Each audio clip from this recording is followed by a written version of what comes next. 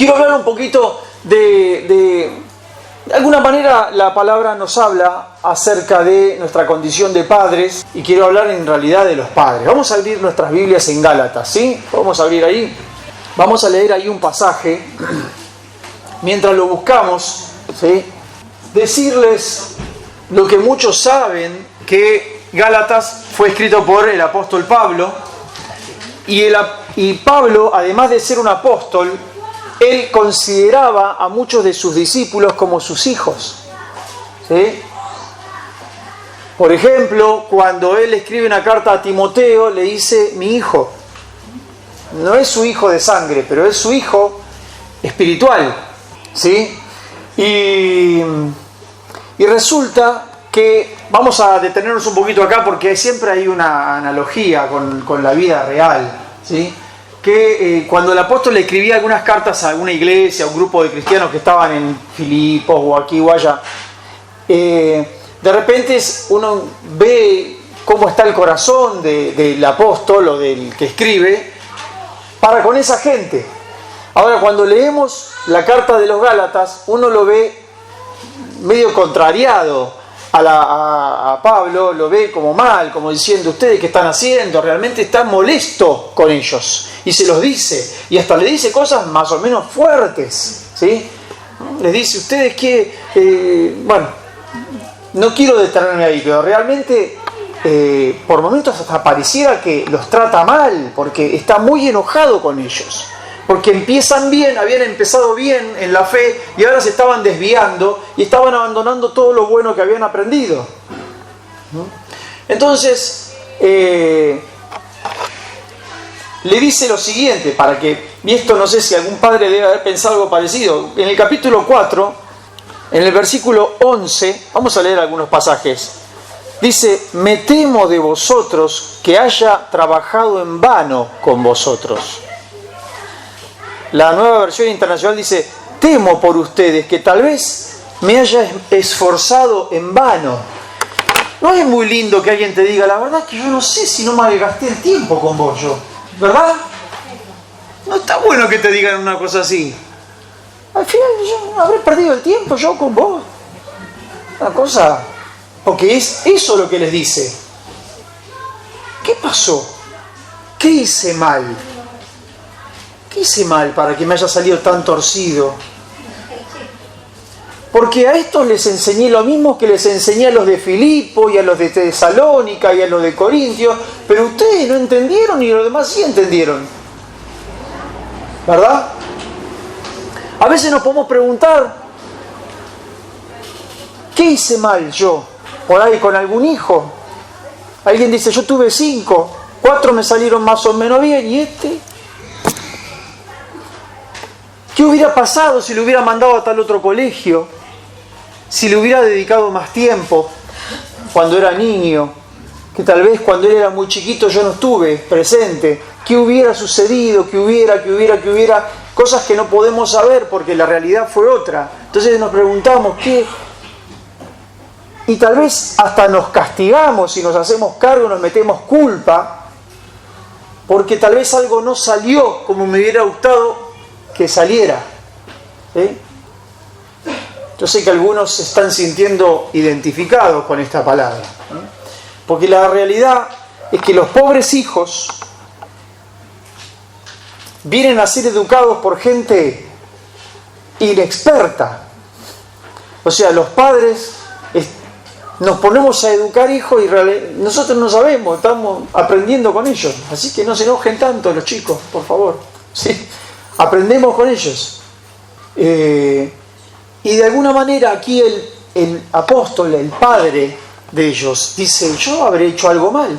Seguimos en el mismo capítulo, en el versículo 19 dice, hijitos míos, por quienes vuelvo a sufrir dolores de parto, hasta que Cristo sea formado en vosotros. Quisiera estar con vosotros ahora mismo y cambiar de tono, pues estoy perplejo en cuanto a ustedes. La otra versión, lo que están haciendo me tiene perplejo, no puedo creer lo que ustedes están haciendo. Vuelvo a sufrir dolores de parto. Vieron que cuando los que hemos tenido, los que tienen hijos, ¿sí? Generalmente no decimos yo tuve un hijo, decimos yo tengo un hijo. Generalmente, es verdad que podemos decir yo tuve un hijo, pero la realidad es que yo tengo un hijo porque lo seguís teniendo, es como una responsabilidad continua, ¿verdad? Y me da la sensación de que todos los padres en algún momento de la vida o del proceso de la crianza de los chicos vuelven a sufrir dolores de parto. Parece que fuera otra vez, ¿no? Alguien dijo que, bueno, de esto, la verdad que los hombres solamente nos podemos imaginar, ¿verdad? Las que saben bien de esto son las mujeres, ¿sí? Que dicen que es un momento de mucho dolor, pero que a posteriori viene un momento de tanta felicidad que como que el dolor queda borrado por toda la felicidad que implica que haya nacido ese hijo. Pero todo esto que estoy diciendo aplica también a los hijos espirituales. Y yo les quiero decir algo. La iglesia del Señor, la iglesia de Cristo, no hablo de ninguna institución en particular, la iglesia del Señor, como Dios se la imaginó, está determinada para que todos nosotros tengamos hijos. Todos tengamos hijos. Criemos hijos, eduquemos hijos. Y que podamos impartirnos en ellos, bendecirlos. Lo que hacen los padres con los hijos, ¿sí? ¿Qué hacen todos los días? No es que los tienen un día y después los dejan ahí abandonados y que se críen solos. Eso no puede suceder. Los atienden, les oran, por ahí, ahora espiritualmente hablando, ¿qué podemos hacer? Orar por ellos, enseñarles, acompañarlos, escucharlos, ayudarlos, hacerlos pensar, ¿no? Y como en la vida, o sea, todos los días hay que atenderlos y hay que otra vez llevarlos y otra vez lo mismo, y se hace por amor, porque si no, no se podría hacer. Y lo mismo sucede con el área espiritual. Ahora, ¿qué podemos hacer como padres espirituales? Podemos orar por ellos, porque los queremos, podemos educarlos, atenderlos, y luego dejarlos, porque cada uno tiene que vivir su proceso, ¿verdad? Les habrá pasado a todos los que son padres que ya saben lo que les está pasando, ya saben lo que va a suceder, ya entienden lo que está viviendo el hijo, pero no se lo podés hacer entender porque él necesita vivirlo en este momento, necesita experimentarlo. O sea, no existe tal cosa como que lo ves medio inmaduro, lo ves medio rebelde y querés acelerar el proceso para que entienda. Son cosas normales del proceso que tienen que vivir. O sea, no existe un microondas que lo podés meter ahí adentro y lo sacás sin rebeldía. Lo pusiste ahí medio inmaduro y lo sacaste justito. No hay de eso. Todos tienen que vivir su proceso. Es crecer. Hay una frase de una canción de Serrat que dice: prefiero crecer a sentar cabeza. ¿Sí? A mí me gusta esa frase, porque creo que crecer implica un poco de dolor e implica tiempo, pero es mejor que sentar cabeza, porque sentar cabeza es, no sé, no vivir, me parece. Hace falta vivir, hace falta por ahí equivocarse. Y sería bueno aprender de las equivocaciones. ¿Sí? Ahora, todos los que hemos tenido hijos implica esa responsabilidad, como yo decía, ¿no? Tengo un hijo. A algunos tal vez esa responsabilidad le cae de manera inesperada, porque hay más de un paracaidista, ¿verdad? No sé si me entienden a lo que me refiero. Hay muchos hijos que en realidad no se los esperaba, pero nacieron. Y luego los padres se hacen cargo, los quieren, los aman, pero tal vez no estaba de alguna manera planificado. Pero bueno, son muy queridos y pueden ser muy amados también. Y la Biblia también nos cuenta la historia de una mujer que a mí me gusta mucho y creo que es un gran ejemplo para todos nosotros, que ella sí tenía planificado tener un hijo, pero no podía tener un hijo. Y tal vez a alguno le viene a la mente de quién estoy hablando de Ana. Ana su historia está en el primer libro de Samuel, ¿sí? Podemos ir buscándolo porque quiero leer algunos pasajes allí. Primer libro de Samuel.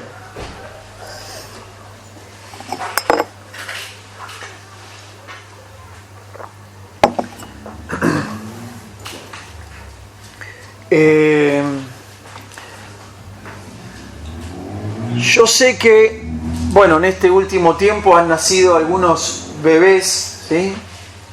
Hemos hecho eso que solemnemente a veces se suele hacer en las iglesias, que es presentar al niño, ¿sí? O dedicar al niño al Señor. Y oramos, ¿sí? Lo que de alguna manera es un primer acto espiritual que se hace dentro de la iglesia con un bebé, ¿sí? Dedicarlo al Señor. Entonces oramos y Señor, te lo dedicamos, cuidalo, etcétera, etcétera. Pero yo no sé si somos conscientes de todas las implicancias que esto tiene y si realmente nosotros sostenemos eso en el tiempo. Porque, es más, yo cuando lo hice con mis hijos, yo no sé si era debidamente consciente de todo lo que esto implicaba y la magnitud de lo que significa dedicar un hijo al Señor o entregarlo, ¿sí? Pero esta mujer, de la cual vamos a leer ahora, sí lo entendió y sí lo cumplió. Dice la Biblia que ella no podía quedar embarazada. No podía. Y esto le traía como mucha angustia porque para colmo de males, su marido tenía otra esposa también que se usaba en esa época, que de repente un hombre, si podía mantener 2 esposas, las tenía, y si podía mantener 4, tenía 4 esposas y eso era legal. Y tenía hijos con ellas. Entonces la otra era fértil y tenía hijos, ¿viste? Y era la familia feliz, y era la familia Ingalls, la otra mujer, ¿sí? Pero ella estaba triste porque no podía tener hijos. Y su marido la quería mucho, pero había mucho dolor y mucha angustia porque lo que más quería en la vida era tener un hijo y no podía. Entonces cuenta la historia en el primer libro de Samuel, una oración que ella hace que es como un modelo de oración. O sea, el que quiera aprender acerca de la oración haría muy bien en leer cómo ella oró. Y entonces dice que está orando y estaba tan en el espíritu que empieza a llorar y a moquear, y el sacerdote que la ve piensa que estaba borracha y bueno, no tenía mucho discernimiento ese día el amigo Elí, pero realmente ella estaba muy quebrantada, estaba buscando de Dios. Entonces en el capítulo 1, en el versículo 20, leemos un poquito ahí en adelante, dice: aconteció que al cumplirse el tiempo, después de haber concebido Ana, dio a luz un hijo y le puso por nombre Samuel, diciendo: por cuanto lo pedí a Jehová. Y dice que después subió el varón Elcana, que era su marido, con toda su familia para ofrecer a Jehová el sacrificio acostumbrado y su voto, pero Ana no subió, sino que dijo a su marido: yo no subiré hasta que el niño sea destetado, para que lo lleve y sea presentado delante de Jehová y se quede allí para siempre. Y Elcana, su marido, le respondió: haz lo que bien te parezca, quédate hasta que lo destetes. Solamente que cumpla Jehová su palabra. Y se quedó la mujer y crió a su hijo hasta que lo destetó. Después que lo hubo destetado, lo llevó consigo con 3 becerros, un efa de harina y una vasija de vino, y lo trajo a la casa de Jehová en Silo, y el niño era pequeño. Y matando al becerro, trajeron el niño a Elí, y ella dijo: oh Señor mío, vive tu alma, Señor mío. Yo soy aquella mujer que estuvo aquí junto a ti orando a Jehová. Por este niño oraba y Jehová me dio lo que yo le había pedido. Yo pues lo dedico también a Jehová todos los días que viva, será de Jehová, y adoró allí a Dios. Y dice que lo dejó allí, era un nenito muy chiquito, había dejado de tomar el pecho, y entonces ella lo dejó ahí en el templo para siempre. Es como muy fuerte esto, ¿sí? Ella había hecho como un pacto con Dios y había dicho: Señor, si vos me das un hijo varón, yo te lo dedico y te lo entrego. Y no habló en vano, realmente ella tuvo su hijo varón, lo recibió y lo entregó. O sea, ella cumplió con esa palabra. Y lo entregó y lo dejó ahí en el templo y se fue. La verdad que me parece muy fuerte, porque no es que esperó hasta los 12 años, 15, 20, qué sé yo, la edad que ella dijo, ya no me necesita todo el tiempo, ya no necesita tomar más el pecho, bueno, ya se queda acá. Y ya desde chiquitito, desde un niñito, ya dice que servía a Dios, él. Y nosotros, cuando dedicamos un hijo al Señor, ¿no? Cuando oramos por alguien que queremos entregar al Señor, por momentos yo siento como que se queda en algo, entre comillas, religioso, y una buena oración, tal vez es una oración casi de rigor, diríamos, no podés no hacerlo, entonces lo hacemos, pero yo no sé si somos conscientes de lo que esto implica. Porque si fuéramos conscientes nos daríamos cuenta, ahora que ya está más grande tal vez, que no es nuestro. Porque si seguimos pensando que es nuestro, entonces tal vez no es tan verdadero aquello que habíamos hecho en aquella oración a la cual vinimos solemnemente delante del pastor y dijimos, Señor, te entrego a mi hijo. Porque Dios sabe lo que te dijo ese día, bueno, está bien, lo recibo. Te lo dejo un tiempito para que me lo cuides, para que me lo eduques, hasta que yo disponga, porque me lo has entregado. Y Dios tiene un plan, Dios tiene un propósito, Dios tiene una bendición para esa persona. Entonces, nos transformamos de padres en administradores de algo que es de Dios. Vale decir, no dejamos de ser padres, pero no nos olvidemos que estamos administrando una vida que le hemos entregado al Señor. Y que Dios tiene planes con esa vida. ¿Se está entendiendo? Entonces, realmente está muy bueno saber que, bueno, tal vez Dios tenga algo diferente de lo que a mí me gustaría con él o con ella. Y saber que Dios no se va a olvidar de aquel momento tan importante en el cual se lo entregaste. Alguno estará pensando, pero mi hijo, yo se lo entregué al Señor, en aquel día lo recuerdo, y hoy está apartado. Hoy no está, la verdad que está de una manera diferente de como me gustaría. Haríamos bien en pensar si hicimos algo mal nosotros, porque seguramente algún error hemos cometido, pero también sería bueno que recordemos que Dios es fiel y que Dios lo tiene ahora. O sea, aquel día no es un día que pasó sin pena ni gloria. Yo creo que Dios realmente sabe y va a tratar con ese hijo, ¿sí? Digo esto, tal vez algunos de ustedes me están escuchando y dicen, pero yo no entregué a ningún hijo. Bueno, pero tal vez vos sí fuiste consagrado al Señor. Y es importante que lo tengamos muy claro eso. Es muy importante. Nos caben algunas responsabilidades como padres. De hecho, hay algunas cosas que estoy seguro que no hacemos como en la medida que a Dios le gustaría que nosotros hagamos.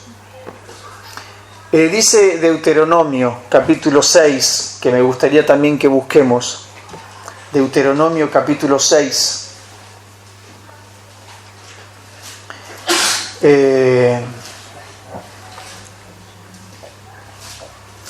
Para los que no lo saben, esta mujer, Ana, tuvo un hijo que se llamó Samuel, ¿sí? Y Samuel fue fue un hombre tremendo y consagradísimo a Dios. Un profeta, un gobernador, un juez de Israel, pero además fue un profeta, fue un hombre con un temor de Dios y una sensibilidad al Espíritu Santo singular, que no le temblaba el pulso para hacer cualquier cosa que Dios le pidiera. realmente era un muchachito ya desde temprano que fue muy tremendo, muy tremendo. Este niñito que fue entregado por Ana, ¿sí? Y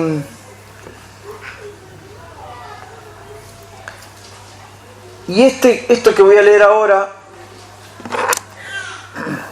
los judíos lo repiten solemnemente y en forma religiosa. El capítulo 6, versículo 4 es la Shema. No sé si alguno entiende algo de estas tradiciones de los judíos, que es una frase que ellos repiten. Dice: escucha Israel, el Señor nuestro Dios es el único Dios. Ellos repiten siempre esta frase. Hoy los judíos ahí en el muro de los lamentos, o cada vez que oran, ¿sí? Dicen: oye Israel, Jehová nuestro Dios, Jehová uno es. Esa es la Shema, una frase muy hebrea, muy judía de ellos. Y entonces Dios les envía estos mandamientos. Dice, versículo 5: ama al Señor tu Dios con todo tu corazón y con toda tu alma y con todas tus fuerzas. Grábate en el corazón estas palabras que hoy te mando. Incúlcaselas continuamente a tus hijos. Háblales de ellas cuando estés en tu casa y cuando vayas por el camino y cuando te acuestes y cuando te levantes. Átalas a sus manos como un signo. Llévalas en tu frente como una marca. Escríbelas en los postes de tu casa y en los portones de tus ciudades. La verdad, yo no he hecho esto debidamente o en la medida que aquí lo dice. La Biblia dice muchas cosas y no te dice el porqué de muchas cosas. Es como que te dice un mandamiento: hace esto de esta manera y así y asá. Y uno tal vez no le pone tanto esmero en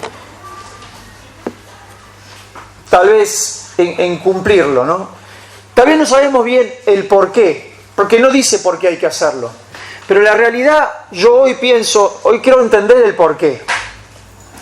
Me parece a mí que del otro lado, o sea, hay un montón de cosas que se dicen y que constantemente, de día y de noche, cuando entran y cuando salen, cuando van y cuando vienen, cuando están en la casa, cuando están afuera, que constantemente nuestros hijos y nosotros estamos recibiendo, constantemente, que es un mensaje,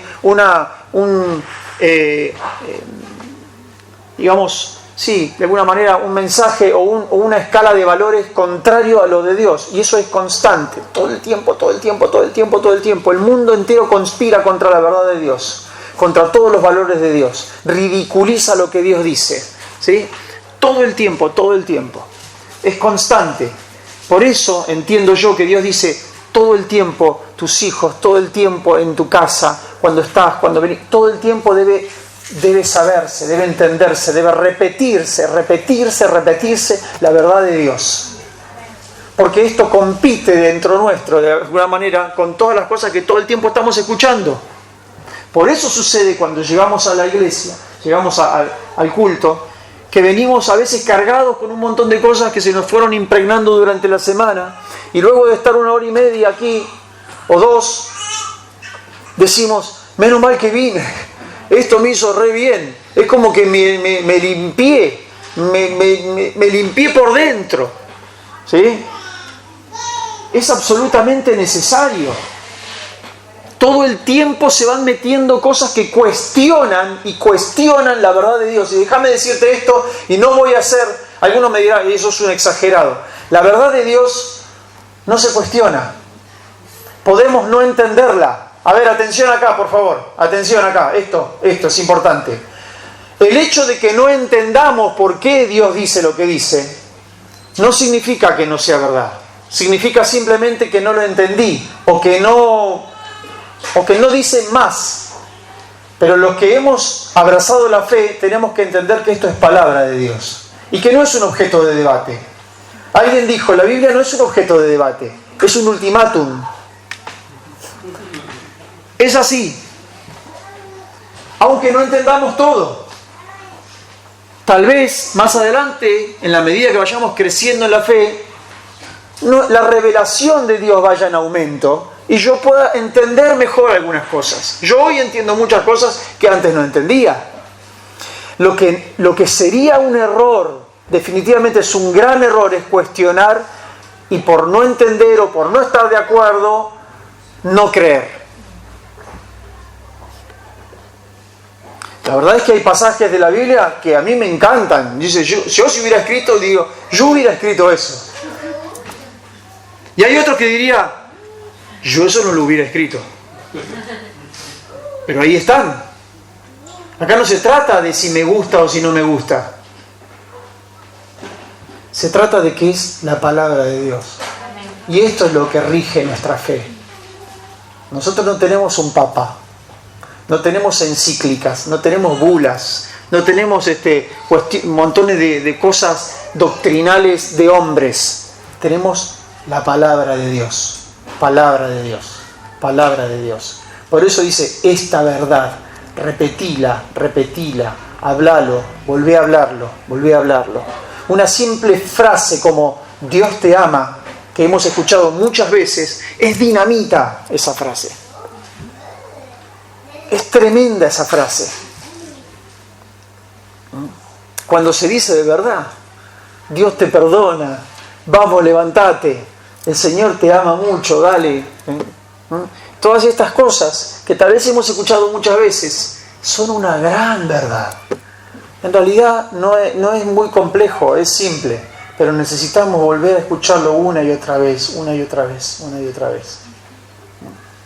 Tal vez hoy no necesitemos algunas cosas que creemos saber, pero tal vez la semana que viene necesitemos que nos digan una cosa que es muy básica, de primer grado, pero nosotros necesitamos escucharla. Ahora alguien dirá, está bien, este pasaje que acabo de leer, y estoy por terminar lo que quería compartirles. Este pasaje que está en Deuteronomio que dice, ¿no? Repítela, ¿sí? Incúlcasela continuamente a tus hijos, cuando vayan, cuando ven, cuando se acuesten. Alguien me dirá, está bien, pastor, muy lindo, pero para mí ya es tarde. Yo ya no lo hice. Ya mis hijos están grandes. Ya no lo hice. Y la verdad que ya no estoy en edad para tener hijos. No quiero. ¿Qué hago? Sería una buena pregunta. ¿Sí? Tal vez nos toca entender esto cuando nosotros ya no lo podemos hacer, ¿verdad? ¿Qué se les ocurre que podríamos hacer? Yo estuve pensando hoy a la mañana, ayer estuve pensando en esto. Digo, ¿qué podemos hacer cuando ya pasó? Yo creo que haríamos muy bien y le daríamos una gran lección a ellos y nos acercaría al corazón de ellos que tomemos unos momentos y decirle, quisiera hablar con vos, ¿me das 5 minutos? 5 minutos. Dejá la PlayStation, dejá la computadora, dejá el Facebook, dejá la tele un poquito, quiero 5 minutos. ¿Sí? Y sentarse y decirle, te quiero pedir perdón, porque yo he fallado en algunas cosas. Yo he descuidado algunas cosas que son importantes. ¿Sí? Tal vez ahora vos no lo veas, pero quiero que escuches esto. Yo me equivoqué o yo no hice debidamente algunas cosas que podría haber hecho. Y tal vez algunas cositas malas que suceden ahora tienen que ver con que yo no sabía esto que dice la Biblia. No sabía que era tan importante hablar, repetir, hablar del amor de Dios, hablar de la verdad de Dios, que se te meta y que te la tengas, que vaya por adentro tuyo, que te corra por la sangre la verdad de Dios. Yo eso no lo hice. Te hubieras ahorrado muchos problemas, muchos dolores. Por eso te quiero pedir perdón. Entonces, poder orar por ellos. Tal vez no lo puedas hacer con ellos, pero sí lo puedes hacer en otro momento. Tal vez ahora sí podemos romper maldiciones o situaciones negativas que les cayeron y que hoy están padeciendo porque no sabíamos esto.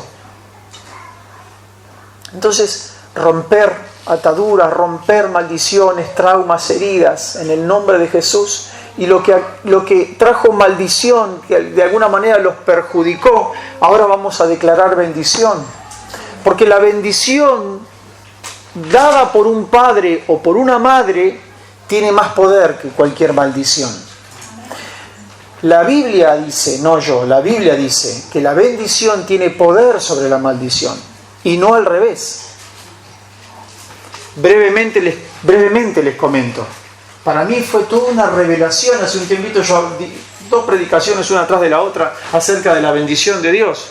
Cuando una vez había un rey que había contratado, miren esto, parece una ridiculez, pero había contratado a un profeta de Dios para que maldiga al pueblo de Dios. ¿Sí? Y este profeta dijo, bueno, le interesaba la plata, entonces dijo, bueno, lo voy a maldecir. Y cuando estaba por hacerlo, no podía maldecirlo. Intentó 2 o 3 veces y no pudo maldecirlo. Y cuando el rey le dijo, pero escúchame, te pagué para que lo maldiga y me lo bendecís. Y él dice, es que no los puedo maldecir porque están benditos. Y no se puede maldecir al que está bendito. No se puede. Entonces entendamos el poder que tenemos nosotros para bendecir a los nuestros. A nuestros hijos de sangre y a nuestros hijos espirituales podemos bendecir, y no es un tema menor. Tal vez no seamos conscientes del poder que hay en nuestras palabras para poder bendecirlos. Yo estoy seguro que no somos conscientes de la magnitud que implica nuestras palabras, poder bendecirlos. ¿Sabés lo que sos vos, hijo? Sos una maravilla. Sos un regalo de Dios. Sos una maravilla. Pero todavía no terminó Dios con vos. Vas a ver que de acá a un tiempito vas a estar mejor todavía. Y podemos bendecirlo. Por eso a veces podemos hacer tanto daño con nuestras palabras que podemos decirlas en momentos de cansancio, de estrés. Así que haríamos bien en pedirle perdón, en decir, me voy a juntar con mi hijo. No vive conmigo ya, pero lo voy a invitar un día a mi casa, le preparo una tortita, lo traigo con una excusa de que le cocino algo que le guste, y lo tengo ahí, y voy a hacer algo que puede ser eterno. Me lo siento ahí y le digo algunas cosas del corazón. Por ahí va a decir, ¿qué le pasa a mi vieja? Se volvió loca, qué sé yo, que se puso melancólica. Eso le va a quedar. Y espiritualmente va a traer un efecto sobre su vida. Es muy importante. Hablo para los que tienen hijos de sangre y hablo para los que van a tener hijos, y hablo para los que tienen hijos espirituales o los que van a tener hijos espirituales, porque vuelvo a decir, el diseño de Dios para la iglesia es que tengamos hijos espirituales. Tenemos que tener hijos y quererlos y amarlos y tenerles paciencia y mirarlos con ojos de la fe. Este todavía está medio salvaje, pero de aquí a un tiempo va a estar mucho mejor. Porque yo estoy seguro, yo los veo a ustedes, y muchos de ustedes estaban bastante más salvajes antes, pero ahora están bastante mejor, ¿verdad? Así que, porque si el Espíritu Santo obra en nosotros, cada día vamos a estar mejor. Bien. No tengo mucho más para predicar, pero me gustaría que tomemos un momento. Cada uno por ahí puede pensar en alguien, ¿sí? Aún aquellos que dicen, yo no tengo ni hijos de sangre ni hijos espirituales. Bueno, yo quisiera que ya empieces a orar por ellos. Podés empezar a orar por ellos. Vos vas a tener la oportunidad de empezar bien. Agarrás este capítulo 6 y yo voy a empezar desde las que tienen hijos chiquititos, bebés, hagan esto. Repítanselo, díganselo, háblenlo, bendigan, en el nombre de Jesús, bendigan. ¿Sí? Esto es algo tremendo que trasciende lo racional, trasciende. ¿Sí? y oremos por nuestros hijos espirituales. Todos tenemos que tener hijos espirituales. No digas, yo no puedo, yo no voy a poder, hay otros mejores que yo. No digas eso, ¿sí? Porque Dios siempre usó su iglesia, que dejaba mucho que desear a veces, pero Dios usó su iglesia. Amén.